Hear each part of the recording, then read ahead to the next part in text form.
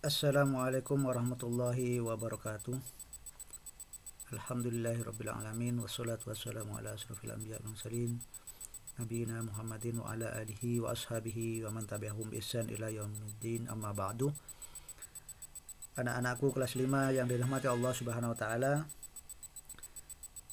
Hari ini kita akan mempelajari materi fikih dalam semester 2 ini, yaitu tentang bab kurban. Tentunya anak-anakku kelas 5 sudah mengetahui bersama pelaksanaan ibadah kurban yang setiap tahun dilaksanakan oleh umat Islam. Anak-anakku yang dirahmati Allah Subhanahu wa taala. Nah, apa yang akan kita pelajari untuk materi tentang kurban ini? Yang pertama adalah tentang sejarah ibadah kurban. Kemudian yang kedua, pengertian ibadah kurban itu sendiri. Yang ketiga adalah dasar atau dalil ibadah kurban. Jadi setiap ibadah yang kita lakukan tentunya harus berdasarkan dalil baik dari Al-Quran maupun hadis Rasulullah SAW. Kemudian yang keempat adalah ketentuan ibadah kurban. Kemudian yang kelima yang harus kita pelajari adalah tentang tata cara penyembelihan hewan kurban. Bagaimana kita menyembelih hewan kurban itu sesuai dengan syariat. Yang keenam adalah sunnah menyembelih hewan kurban. Dalam pelaksanaan penyembelihan hewan kurban itu ada sunnah-sunnah yang tentunya manakala kita melakukannya, kita akan mendapatkan pahala dari Allah Subhanahu wa taala. Yang ketujuh adalah pembagian daging kurban. Siapa saja yang berhak untuk mendapatkan daging kurban dan siapa yang tidak berhak untuk mendapatkan daging kurban. Kemudian yang terakhir adalah yang harus kita pelajari adalah hikmah ibadah kurban. Tentunya dalam pelaksanaan ibadah kurban itu ada hikmah-hikmah yang akan membawa manfaat baik di diri kita maupun orang lain.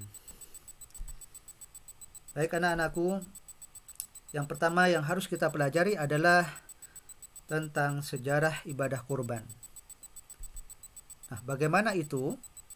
Sebagian ulama berpendapat bahwa perintah kurban itu dimulai pada masa Nabi Adam alaihissalam.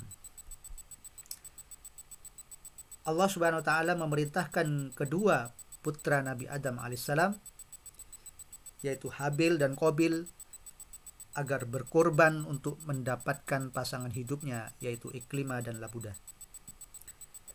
Perlu diketahui bahwa Iklimah dan Labudah ini adalah putri dari Nabi Adam alaihissalam yang dipasangkan dengan saudaranya sendiri. Pada saat itu belum ada larangan menikahi saudaranya sendiri, karena pada waktu itu manusia masih sedikit.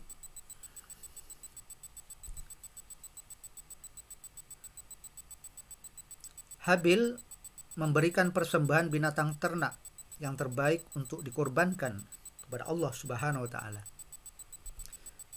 Akan tetapi Qabil mendatangkan hasil pertaniannya yang rusak, yang menunjukkan dia tidak ikhlas dalam berkorban.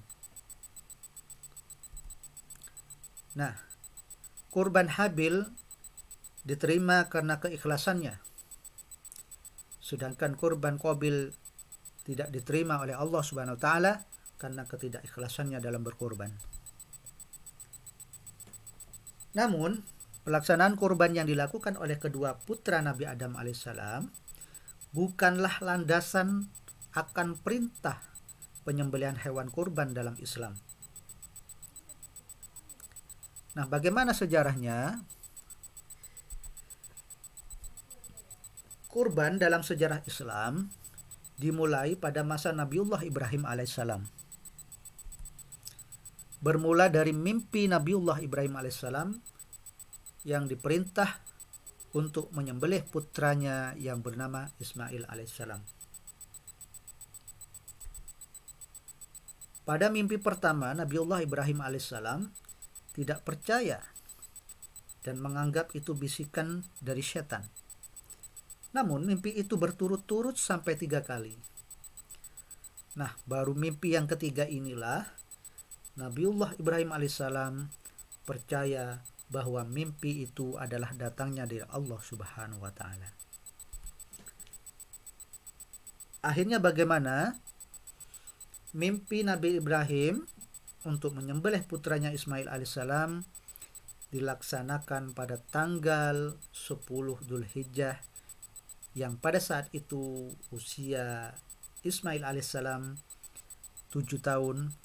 Namun ada yang berpendapat usia Ismail alaihissalam pada saat itu 13 tahun. Karena kepatuhan dan ketakwaan Nabi Ibrahim alaihissalam dan putranya Ismail alaihissalam kepada Allah Subhanahu wa taala, maka Allah Subhanahu wa taala memberi rahmatnya dan kasih sayangnya sehingga Allah menggantinya dengan seekor domba yang besar. Nah, sejarah inilah yang diambil untuk dasar pelaksanaan ibadah kurban umat Islam sedunia hingga saat ini. Anak-anakku kelas 5 yang dirahmati Allah Subhanahu wa taala, tugas kalian di rumah yang pertama adalah Ananda menyalin sejarah kurban di buku tulis kalian. Pelajari dan pahami sejarah kurban dengan sebaik-baiknya. Kemudian tugas menyalin disetor paling lambat hari Selasa tanggal 12 Januari 2021. Setelah itu materi fikih dalam pertemuan yang pertama ini. Terima kasih atas perhatiannya. Mudah-mudahan kalian dapat memahaminya dan membawa manfaat bagi diri kita semuanya. Assalamualaikum warahmatullahi wabarakatuh.